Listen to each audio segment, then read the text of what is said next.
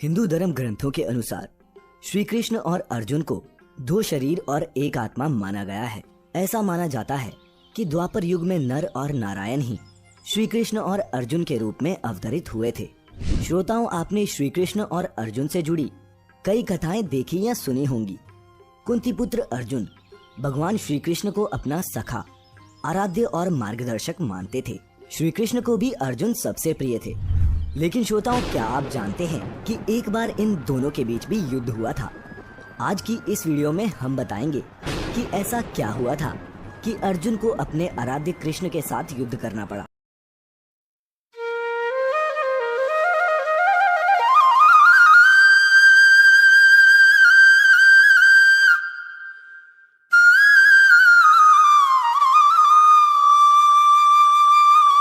चलिए अब देखते हैं महाभारत की ये रोचक कथा। एक दिन महर्षि गालब प्रातः सूर्य देव को अर्घ अर्पित कर रहे थे कि उसी समय उनकी अंगुली में आकाश मार्ग से जा रहे गंधर्व चित्रसेन की पीक गिर गई। ये देख महर्षि बड़े क्रोधित हुए।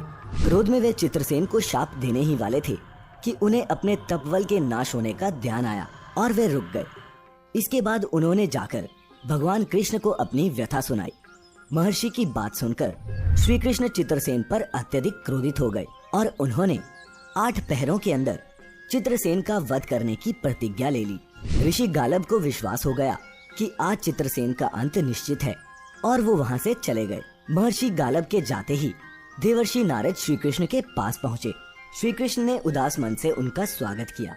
श्री कृष्ण के मुख पर उदासी देख नारद जी उनसे पूछने लगे, हे प्रभु, आपके मुख कमल पर आज इतनी उदासी क्यों दिख रही है? इस पर श्री कृष्ण ने गालब जी की व्यथा के साथ साथ अपनी प्रतिज्ञा की बात भी नारद जी को बताई। ये सुनकर नारद जी को ना जाने क्या सूझा कि वे श्री कृष्ण से आज्ञा लेकर वहां से चल दिए। इसके बाद वे देवर्षि चित्रसेन के पास पहुंचे। नारद जी को अपने यहाँ आता देख चित्रसेन ने उन्हें प्रणाम किया। तत्पश्चात वो अपनी कुंडली लाकर नारद जी से ग्रह दशा पूछने लगे। ये देख नारद जी ने कहा, अरे मूर्ख, अब तुम ये सब क्या पूछ रहे हो? तुम्हारा अंतकाल निकट आ गया है। अगर अपना कल्याण चाहते हो तो कुछ दान पुण्य कर लो, क्योंकि 24 घंटों के अंदर श्री कृष्ण ने तुम्हें मार डालने की प्रतिज्ञा कर ली है। अपनी मृत्यु का समाचार सुनकर चित्रसेन घबरा गया। वह अपने प्राणों की रक्षा की गुहार लिए ब्रह्मधाम, शिवपुरी, इंद्र, यम, वरुण सभी के लोकों में गया, पर प्राण की रक्षा करना तो दूर, किसी ने उसे ठहरने भी नहीं दिया। सभी का यही कहना था कि वे जानबूझकर श्री कृष्ण से शत्रुता क्यों उधार लें। सभी लोगों से निराशा हाथ लगने के बाद चित्रसेन अंत में अपनी रोती पीटती स्त्रियों के साथ फिर देवर्षि नारद की शरण में पहुंचा। रोती स्त्रियों को देख नारद जी को दया आ गई। उन्होंने चित्रसेन से कहा, इसी समय मेरे साथ यमुना तट पर चलो। चित्रसेन तैयार हो गया और वे यमुना तट की ओर निकल पड़े। वहां पहुंचकर नारद जी उसे एक जगह दिखाते हुए कहने लगे, आज आधी रात को यहाँ एक स्त्री आएगी। उस समय तुम ऊंची आवाज में विलाप करते रहना, वह स्त्री तुम्हें बचा लेगी। पर एक बात का ध्यान रखना, जब तक वो स्त्री तुम्हारे दुख दूर करने की प्रतिज्ञा न कर ले, तब तक तुम अपने कष्ट के बारे में किसी को भी कुछ मत बोलना। चित्रसेन को ये सब समझाकर नारद जी वहां से चल दिए। यमुना तट से महर्षि नारद सीधे अर्जुन के महल में सुभद्रा के पास पहुंचे। नारद को महल में आता देख सुभद्रा ने उन्हें प्रणाम किया और उनके आने का उद्देश्य पूछा। जवाब में नारद जी ने कहा, सुभद्रे, आज का दिन बहुत ही महत्वपूर्ण है। आज आधी रात को यमुना स्नान करने और दीन की रक्षा करने से अक्षय पुण्य की प्राप्ति होगी। सुभद्रा को इतना कहकर नारद जी वहां से भी चल दिए। उधर आधी रात को अर्जुन की पत्नी सुभद्रा अपनी सखियों के साथ यमुना में स्नान करने पहुंची तो वहां उन्हें रोने की आवाज सुनाई पड़ी। सुभद्रा को देवर्षि की बात याद आ गई। सुभद्रा ने सोचा कि चलो स्नान के साथ साथ दीन की मदद कर अक्षय पुण्य कमा लूं। यही सोचकर वो उस आवाज की ओर गई। वहां उन्हें रोता हुआ चित्रसेन मिला। नजदीक जाकर सुभद्रा ने चित्रसेन से रोने का कई बार कारण पूछा, पर उसने कुछ नहीं बताया।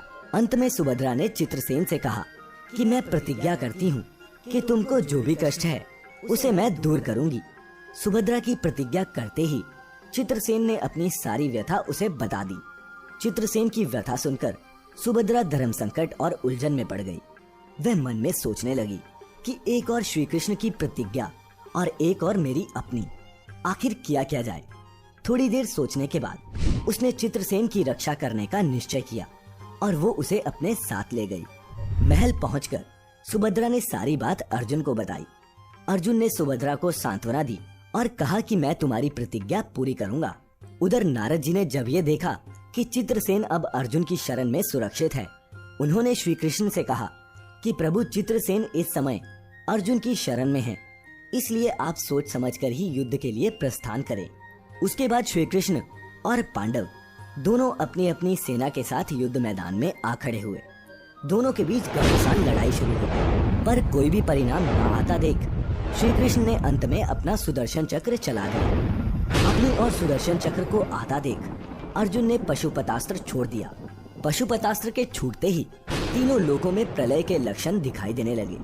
ये देख अर्जुन ने शिवजी को स्मरण किया। तब शिवजी प्रकट हुए और उन्होंने दोनों अस्त्रों को निष्फल कर दिया।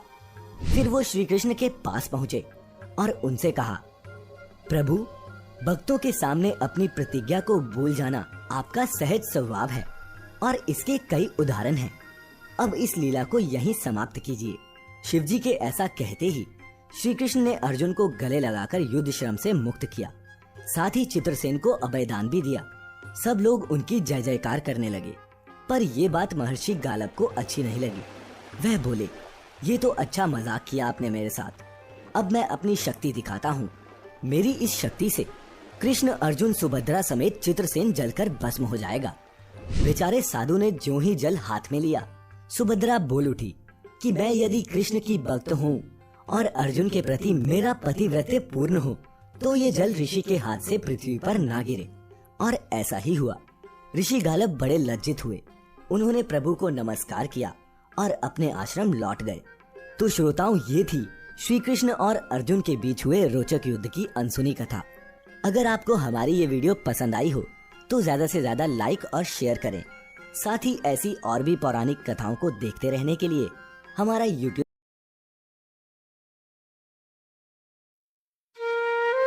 आज के लिए फिलहाल इतना ही।